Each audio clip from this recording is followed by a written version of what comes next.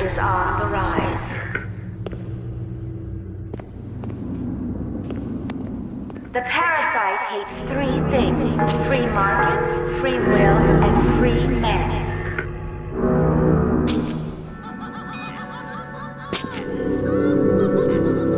Andrew Ryan reminds us we all make choices, but in the end, our choices make us.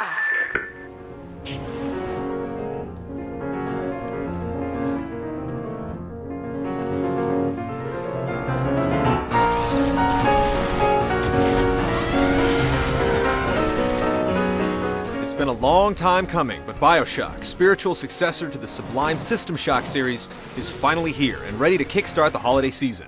Anyone who's had a cursory glance at the trailers knows this is a game to watch as it strives to reach the sky from 400 fathoms below. Just how high does it go? Look at the bright side. Maybe it'll be quick and painless. When Atlas shrugs, the citizens of Bioshock pick up the slack. They just happen to do it by splicing their genes, turning themselves into schizophrenic demigods. What crawls in my garden? This is the world of Rapture, an underwater utopia turned to chaos, baptized in a sea of selfish altruism, where the circle of life continues, albeit in its own unique way. You play as Jack, a man bound for great things, including turbulence. They told me. Son, you're special. Surviving a plane crash, you make your way to a lighthouse and descend into the city, where a sort of infomercial fills you in on what Rapture must have been like: proud, self-sufficient, and teeming with excellence. But now it's a nightmare. Its infrastructure has failed, and its citizens are engaging in genetic cannibalism, led by men high on free market capitalism. It's your job to get through it. Welcome to Rapture, the world's fastest growing pile of junk. The story unfolds through a series of ghostly genetic memories, radio transmissions, audio diaries, and in-engine cutscenes. It's all done with a compelling cast, many as dead voices on tape, all wrapped and warped by the philosophy of Rapture and its grand architect, Andrew Ryan. I believe in no God, no invisible man in the sky.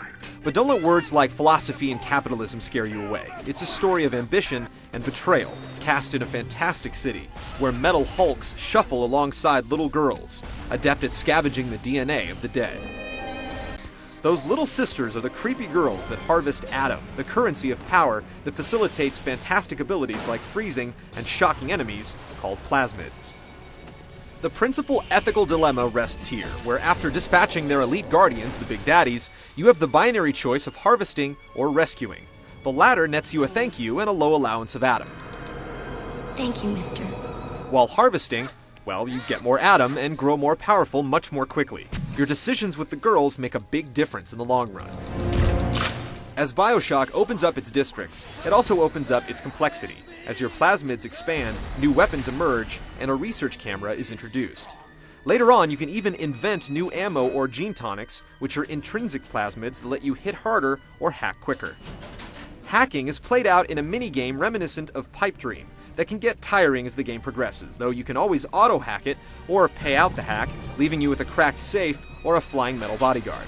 Like the rest of the game, even the hacking grows and changes as the game progresses, continuing the motif of instability, the fragile mad genius that holds everything together.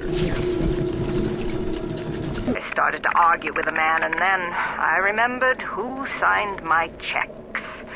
The only thing worse than a hypocrite is an unemployed one. Those audio diaries you pick up may be loquacious, but the chatter delivered is top-notch, with accents nailed and pentameters properly paced. Likewise, the sad sack babble from splicers. This is happening before and none.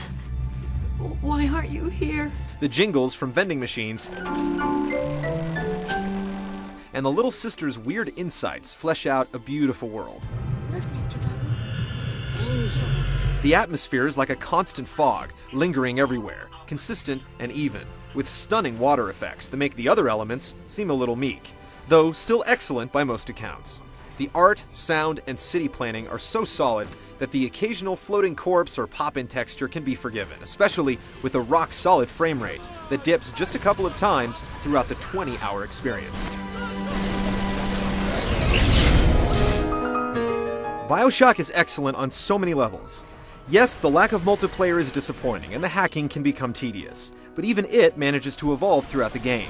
What really sets it apart is how it forces the player to dig deep inside and make some difficult decisions. Few games affect the player on this level, and hopefully, this is a harbinger of things to come within the industry. But for now, we'll take it. The atmosphere, the water, the story, the architecture, and the perfectly tuned challenge all come together to create one of the greatest experiences of this generation of consoles. Rapture is awaiting. Bliss is inevitable.